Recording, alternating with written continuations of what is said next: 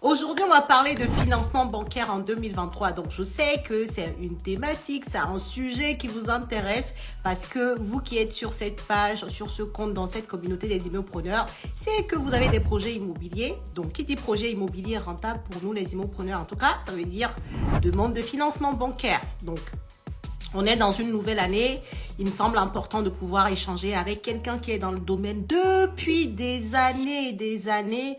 Elle a de l'expérience. Elle a beaucoup de choses à vous partager. Croyez-moi, vous allez en apprendre encore ce soir. Donc ça, c'est vraiment top. Donc j'espère que vous êtes bien. J'espère que vous avez pris vos carnets de notes et tout ce qui va bien. On va l'accueillir. Est-ce que, tu sais, depuis 2022, maintenant, on se dit, oui, c'est chaud d'avoir son financement. Est-ce que les banques financent toujours, finalement? Pour nous, investisseurs, tu vois, pas la personne qui veut juste acheter sa résidence principale. Est-ce que les banques financent? Oui, les banques financent toujours, mais. Pourtant, je n'aime pas employer ce mot « mais » parce qu'il est négatif. Mais là, pour le coup, il est vrai. Elle finance, mais elle finance à partir du moment où un projet fait du sens et qu'il est préparé. Clairement. Okay. Aujourd'hui, on ne peut plus se lever en se disant je vais devenir investisseur. J'ai pas d'apport personnel. C'est cool, je vais vite faire du cash flow et de la renta. Les calculs sont à peu près bons. Non, c'est terminé. Aujourd'hui, tu dois être absolument prêt à présenter en fait un dossier qui tient la route. Ok. Donc, en fait, les banques financent toujours, mais pas tout le monde. Elles sont plus regardantes qu'avant, en fait. Et il faut commencer par une bonne préparation et aussi choisir ce qu'on présente à la banque à financer, quoi. Alors, pour recontextualiser, il y a eu les normes HCSF qui sont arrivées, où effectivement, on a un taux d'endettement à 35% maximum. On a un apport qui devient obligatoire. Bon, ça, je pense que tout le monde le sait. On ne peut pas dépasser les 25 ans.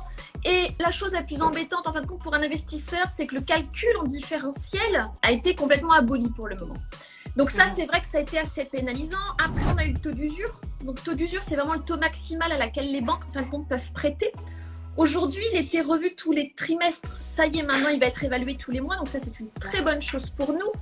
Il est au maximum aujourd'hui à 3,57. Donc, ça veut dire quoi? Clairement, tu souhaites emprunter, on te donne un taux nominal à 3%. À ça, tu vas rajouter tes assurances, tes frais de dossier, tous les frais annexes. Si tu dépasses les 3,57, clairement, c'est mort. Même si tu as un bon dossier. Donc, c'est pour ça que la préparation en amont, même nous, on le regarde finalement, on calcule en fin de compte avec ton taux nominal et tous les frais, savoir si tu rentres dans le taux d'usure. Et donc, en fait, tu as dit quelque chose de très important. Tu as dit aujourd'hui, lorsque on fait tous tes calculs de taux et au final que ton taux dépasse le taux d'usure, c'est mort. Est-ce que c'est mort d'office ou il y a quand même des cas dérogatoires? Alors, en début d'année, on dit toujours qu'il y a cette petite enveloppe des 20%. Taux d'usure, pas vraiment. Le 3,57, c'est... Moi, en tout cas, à aujourd'hui, en toute honnêteté, j'en ai jamais dépassé. Peut-être que tu as des cas, toi, aujourd'hui, où vous avez réussi à le passer. Normalement, la réglementation dit que si tu dépasses, en tant que banquier, si tu dépasses le 3,57, tu as une amende. Peut-être que tu as réussi à en passer, moi non. Ça, c'est une certitude. Mais non, parce qu'on a préparé nos dossiers à ce qui ne dépasse pas ce taux d'usure. D'accord, ok. Donc, dans la préparation, est-ce que, en fait, ce que moi, j'ai bien envie que tu nous expliques finalement, c'est que qu'est-ce qui fait qu'on dépasse le taux d'usure? Moi, je dirais que c'est le plus gros truc, c'est le taux nominal auquel on fait le crédit. Et donc, ce taux nominal-là, si je comprends bien, il n'est pas le même en fonction des profils. En fait, le taux nominal, exactement. Alors, il va être différent en fonction des profils, il va être différent en fonction des banques. Il va être différent en fonction si les banques sont nationales ou régionales.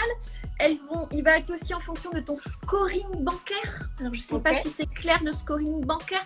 Clairement, c'est la... 2 secondes parce que je pense qu'il y a certains ici qui ne connaissent pas, même si dans la communauté, il y a beaucoup qui investissent déjà, mais bon, c'est toujours bien un rappel. Je fais très simple. Le scoring bancaire, il faut savoir que quand tu as un compte en banque, tu es noté.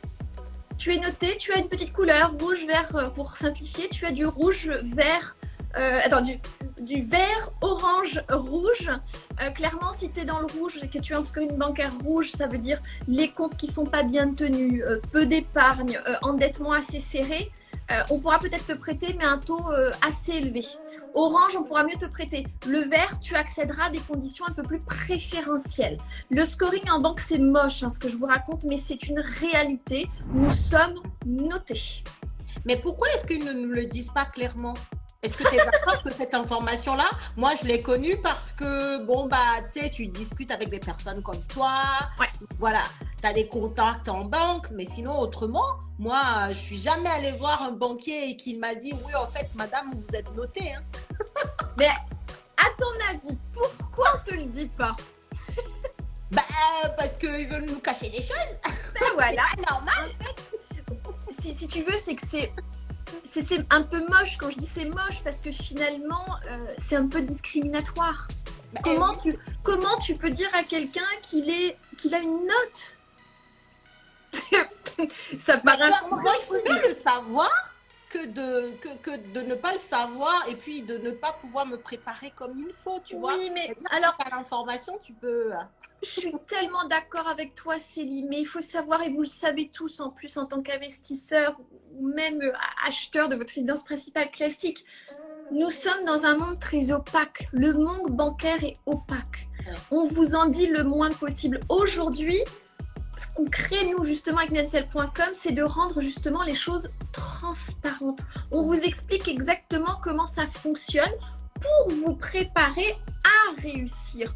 On enlève en fin de compte ces couches qui sont tellement opaques que oui, combien de fois j'ai de clients qui viennent parce qu'ils me disent « Mylène, je vous ai vu, j'ai des refus, mais on m'explique pas pourquoi en fait. On m'explique pas pourquoi. » Et nous, quand on explique, donc on fait l'analyse, on dit « Mais voilà pourquoi tu as eu un refus. Et maintenant, voilà comment on va t'aider à avoir un accord quand c'est possible. » Mais ça, c'est comme ça. Ce monde est opaque. On le sait. Ouais, on le sait, hein, oui. Bon, ça, c'est vrai que c'est une réalité. Et c'est pour ça, parfois, il vaut mieux se faire accompagner quand on ne sait vraiment pas. Ouais. Et surtout, préparer son dossier, quoi. Je pense que c'est la partie qui est très, très, très importante. Ne pas y aller comme ça. C'est bon, j'ai trouvé mon bien. Non, c'est pas de l'à peu près, en fait. Il faut être sûr de soi, sinon... Oui. Surtout aujourd'hui. Aujourd'hui, tu n'as plus vraiment, tu n'as plus de place au hasard. J'arrête pas de le répéter. Tu dois aujourd'hui te préparer, c'est primordial. Et le scoring, c'est vraiment, je voyais passer, c'est un premier filtre, oui, parce qu'il n'y a pas que le scoring. C'est vraiment, le banquier va vraiment tout regarder, réellement, toute ta situation. Et comme je dis toujours, le rapport aussi du projet, du projet homme avec un grand H. Qu'est-ce que toi, emprunteur, qu'est-ce qui fait sens avec ton projet? La banque aujourd'hui, elle regarde ça. Oh oui. Non, mais c'est tellement ça. Et souvent, tu vois, je ne sais pas si tu vas être d'accord avec moi, mais je dis souvent aux immopreneurs que quand vous voulez être sûr que le financement passe à 100%, prenez un projet en accord avec votre profil, en fait. En accord avec votre situation d'aujourd'hui. Prenez pas un projet parce que tout le monde fait ça. Par exemple, moi, tout le monde me connaît pour faire de l'immeuble de rapport. Mais moi, il y a des personnes, quand je les ai au téléphone, je leur dis non. En fait, aujourd'hui, ton profil ne te permet pas de faire cet investissement-là. Sinon, tu vas rien faire. Autant aller sur quelque chose que tu peux faire parce que ton profil le permet.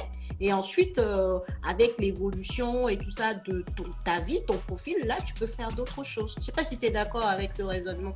Je suis totalement d'accord, Célie, parce que je travaille comme ça.